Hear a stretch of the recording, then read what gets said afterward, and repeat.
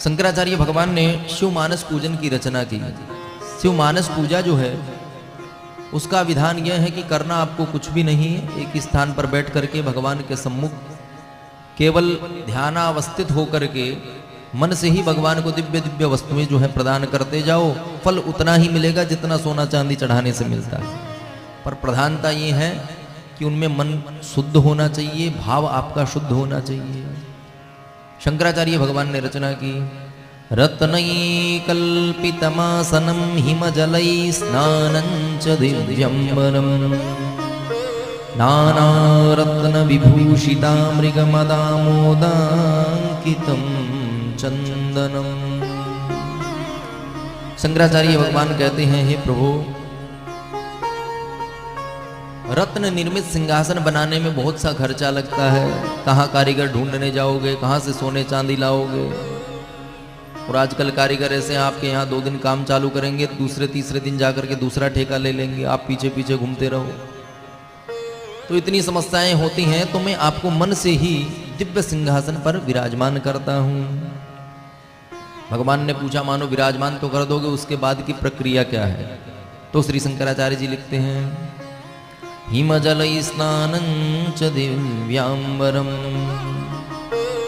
प्रभु, मैंने सुना है कि आपको शीतल गंगा जल जो है वो अति प्रिय है। गंगा की धार भगवान की जटा से प्रवाहित होती रहती है, तो शीतल जल से आपको मन से ही स्नान कराऊंगा। नाना रत्न विभूषितम मृगमदामोदांकितम चंदनम। स्नान करा करके प्रभु आपको दिव्य रत्न जड़े हुए वस्त्र जो हैं आपको मैं पहनाऊंगा। और वस्त्र पहनाने के बाद में जाति चंपक बिल्व पत्र रचितम पुष्पम च धूपम तथा। महाराज, मैंने सुन रखा है कि आपको कस्तूरी की सुगंध अति प्रिय है, तो कस्तूरी से सुगंधित धूप जो है वह मन से ही मैं आपको समर्पित कर देता हूं। और केतकी तो आपने निषेध कर दिया, किंतु चंपा का पुष्प जो है आपको अति प्रिय है, तो मन से ही आपको चंपा का पुष्प अर्पित करता हूं। और बिल्व पत्र जो है आपका ही स्वरूप माना गया है। बिल्व पत्र में त्रिदल होते हैं, 3 पत्ते होते हैं ना, तो मध्य को भगवान शिव का ही स्वरूप माना गया है और ब्रह्मा विष्णु जी का उसमें समावेश रहता है। तो बिल्व पत्र भी मैं आपको मन से ही समर्पित करता हूं। सौवर्णे नवरत्न खंड रचिते पात्रे घृतं पायसं भक्षं पंचविधिं पयोदधियुतं रंभाफलं पानकम्। शंकराचार्य जी कहते हैं, महाराज, आपको विविध नाना प्रकार से बने हुए मिष्ठान्न जो है मैं अर्पित करता हूं। और दधियुतम रंभाफलम पानकम। पंचामृत भगवान की पूजा में एक विशेष स्थान रखता है। गौ माता से प्राप्त होता है दूध, दही, घी। तो पंचामृत जो है गौ माता से प्राप्त करके मैं मन से ही आपको समर्पित करता हूं। और रंभाफलम पानकम। कदली फल जो है भगवान को अति प्रिय है। केला प्राय चढ़ाया जाता है, तो कदली फल और तांबूलम मनसा मया विरचितम भक्त्या प्रभो स्वीकुरु। आपको मैंने प्रसाद पवा दिया, उसके बाद में फल प्रदान कर दिया, उसके बाद में तांबूल खाया जाता है। पुराने समय में हम भी देखते थे कि भोजन के बाद में पान खाने की परंपरा थी। हम तो पान खाने लगे यही गुलकंद, इलायची, न जाने कौन कौन से स्टार डाल करके। पर शुद्ध पान जो है, तांबूल जो पूजन में चढ़ाया जाता है, उसमें औषधियाँ ही जुड़ी होती हैं। इलायची जो होती है वो भोजन पचाने में सहायक है। लवंग जो है वो आपको स्वस्थ रखती है। कभी उल्टी का मन होता है तो आप लवंग मुंह में रख लेते हैं तो उल्टी नहीं होती है। तो पान जो है पूजन में जो अर्पित किया जाता है उसमें लवंग, इलायची, सुपारी होती है। अपने जैसे ये नाना प्रकार की व्यवस्थाएं, केसर का दम उसमें नहीं होता है। बोलो हर हर महादेव। तो ऐसा जो पूजन में अर्पित करने वाला तांबूल है वो मैं महादेव को मन से ही अर्पित करता हूँ।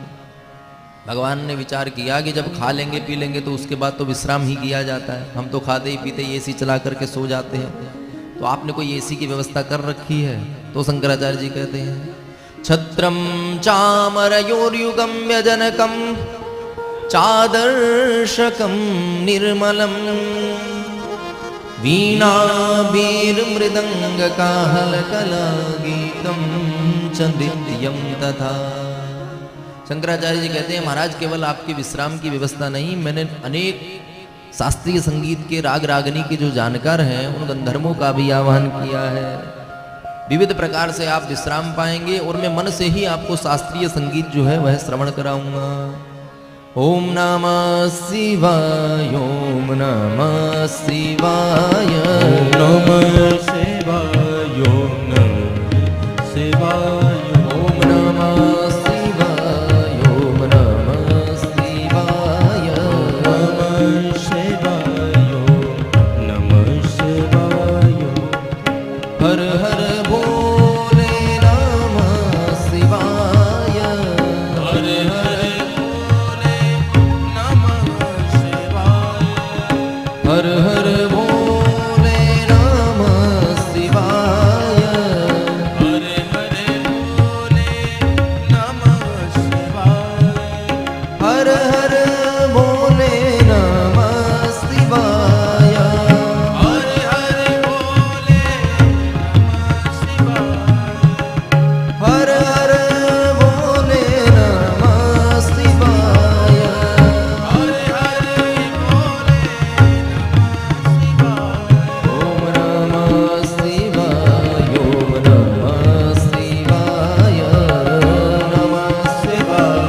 नमः शिवाय, ओम नमः शिवाय, नमः शिवाय। शंकराचार्य जी कहते हैं महाराज आप विश्राम पाना, बढ़िया शास्त्रीय संगीत में आपका कीर्तन भजन गायन हम सब करेंगे। और संकल्पेन समर्पितम तव विभो पूजाम गृहाण प्रभो। और मैंने ऐसा भी सुन रखा है कि आप बिना संकल्प के पूजा को ग्रहण नहीं करते, क्योंकि संकल्पे नहीं सिद्धि। वामन अवतार की कथा में आपने श्रवण किया होगा। महाराज बलि से वामन भगवान कहते हैं कि संकल्प से ही दान करो। बलि कहता है महाराज 3 चरण धरती आप ले रहे हो, किसी आस पड़ोस में पता चलेगा तो मेरी बेइज्जती नहीं हो जाएगी। अरे इतना बड़ा सम्राट मैं हूँ, इतनी भूमि इतनी पृथ्वी पर मेरा अधिकार है, और आपके नन्हे नन्हे कदमों के 3 चरण में आपको प्रदान करूं तो दुनिया हंसेगी नहीं मेरे पे। तो वामन भगवान कहते हैं राजन आप चाहे जो कहो पर हम संकल्प से ही दान लेते हैं, क्योंकि संकल्पे नहीं सिद्धि। तो संस्कृत में अर्थ होता है संकल्प से ही सिद्धि, बिना संकल्प के सिद्धि नहीं होती। बोलो हर हर महादेव। तो शंकराचार्य भगवान जो है भगवान शिव का आराधन करते हुए इस तरह से मन से ही समस्त चीजें अर्पित कर देते हैं। और अंत तो गत्वा हाथ जोड़ करके कहते हैं आत्मा त्वं गिरिजामति सहचरा प्राणा शरीरं गृहम् पूजाते विषयोपभोग रचना निद्रा समाधि स्थिति। जब हम किसी का अनुसरण करने लगते हैं, व्यवहार में भी किसी को अपना आदर्श मानने लगते हैं, तो कभी किसी क्रिकेटर के जैसी हम कटिंग करवाने लगते हैं, किसी के जैसे हम गाना गाने लगते हैं, उसी के जैसे कपड़े पहनने लगते हैं। तो शंकराचार्य भगवान भी भगवान शिव का आराधन करते करते इतने निमग्न हो गए कि अंत तो कहते हैं कि हे शंभो आप ही मेरी आत्मा हो। मेरे शरीर में आत्मा सबके भीतर रहती है, और जब तक जीवन रहता है तब तक आत्मा बाहर निकल नहीं सकती, और निकल जाती तब हम कहते हैं कि इसका तो राम निकल गया, क्योंकि राम भगवान रूपी ही आत्मा हमारे भीतर रहती है। किंतु हमें उसको जागृत करने के लिए भगवत भक्ति का आश्रय लेना पड़ता है। आपको मोबाइल में भी किसी को फोन करना हो तो उसमें टावर की आवश्यकता होती है, कहीं नीचे धरातल में आ जाओ तो टावर नहीं मिलता। उसी प्रकार सबके भीतर भगवान का वह दिव्य अंश विराजमान है। क्योंकि गोस्वामी जी ने भी कहा ईश्वर अंश जीव अविनाशी, ईश्वर अंश जीव अविनाशी, ईश्वर अंश जीव अविनाशी, ईश्वर अंश जीव अविनाशी, चेतन अमल सहज सुख राशि, चेतन अमल सहज सुख राशि, चेतन अमल सहज सुख राशि, चेतन अमल सहज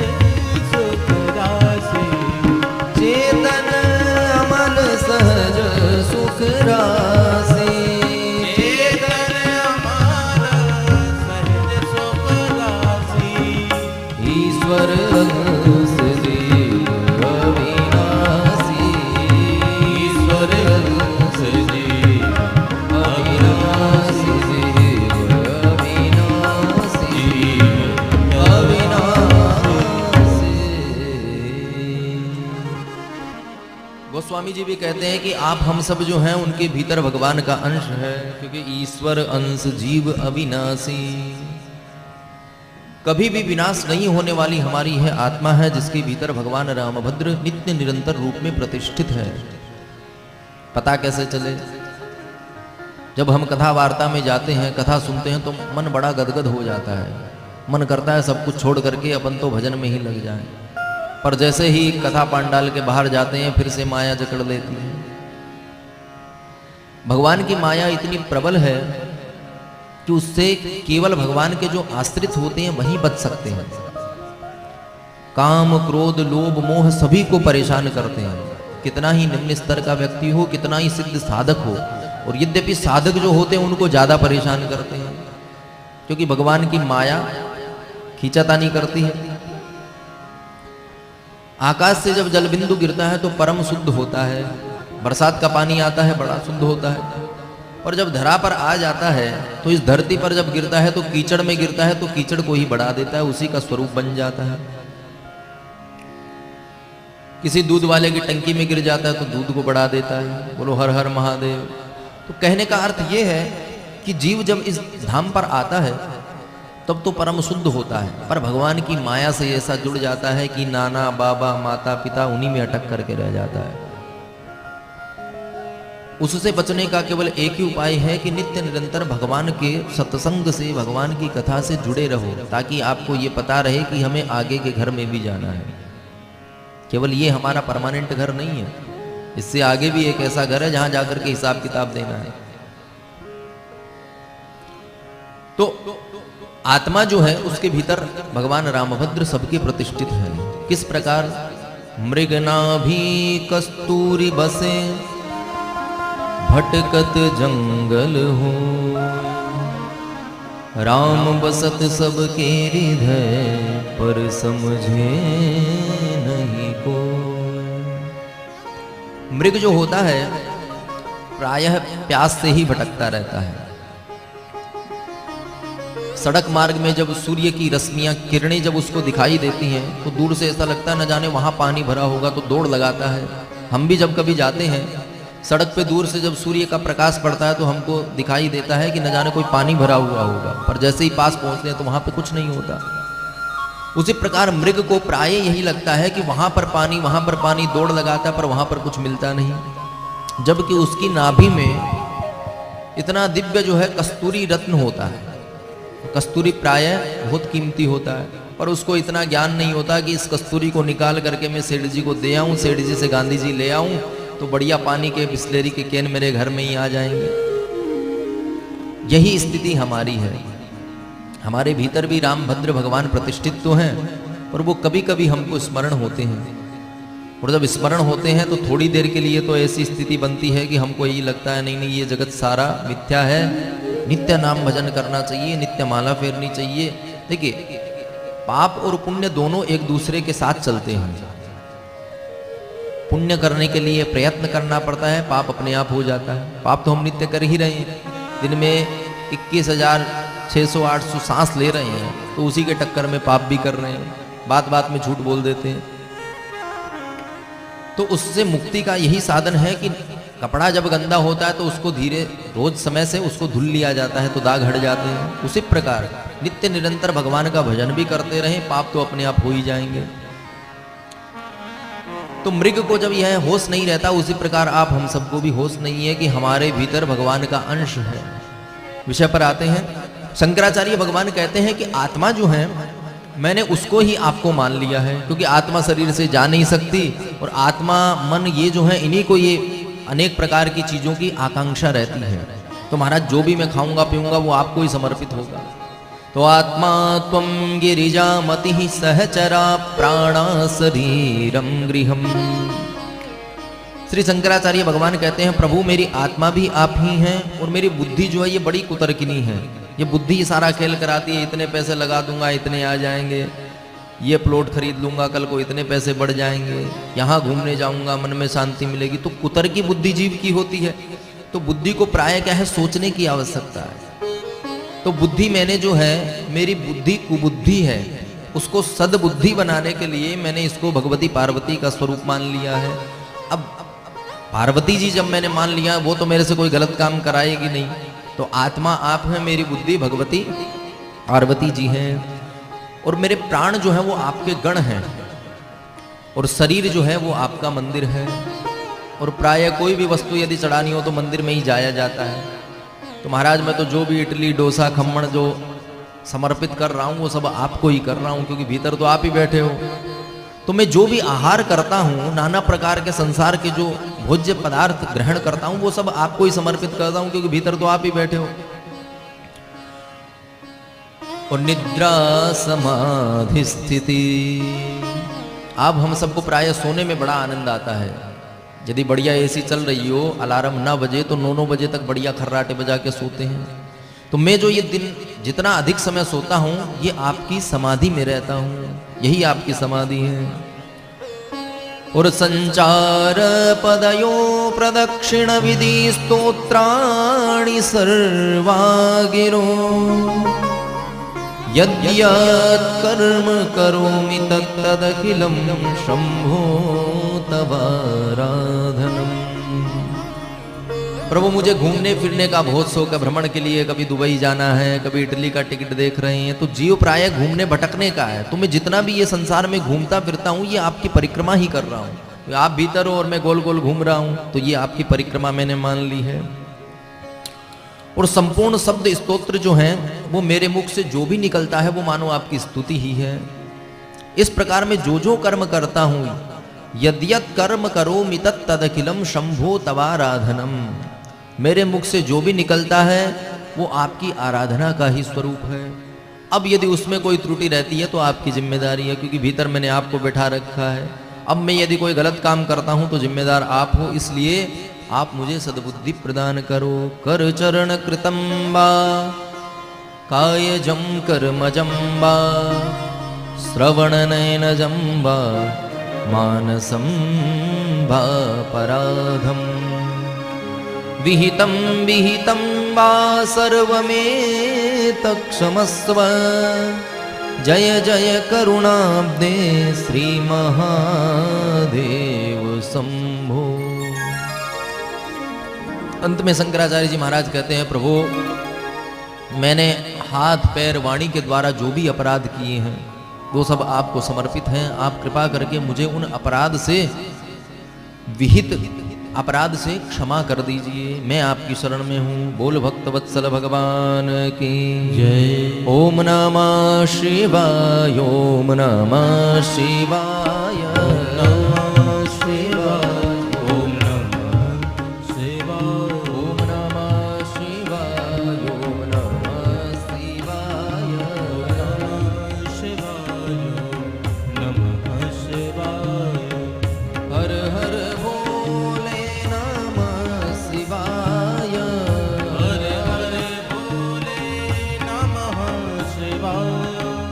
हर हर भोले नमः शिवाय, हर हर भोले नमः शिवाय। ओम नमः शिवाय, ओम नमः शिवाय, नमः शिवाय, नमः शिवाय।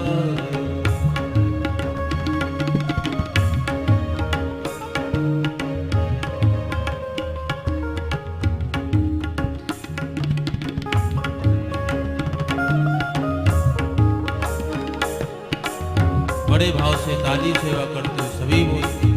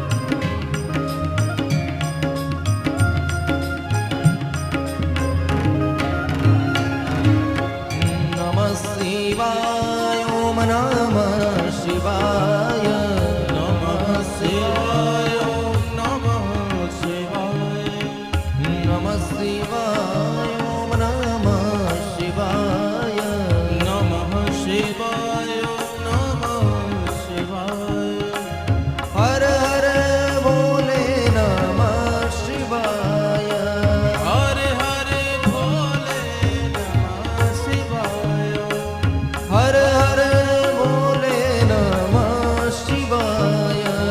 हर हर भोले नमः शिवाय। ओम नमः शिवाय। ओम नमः शिवाय।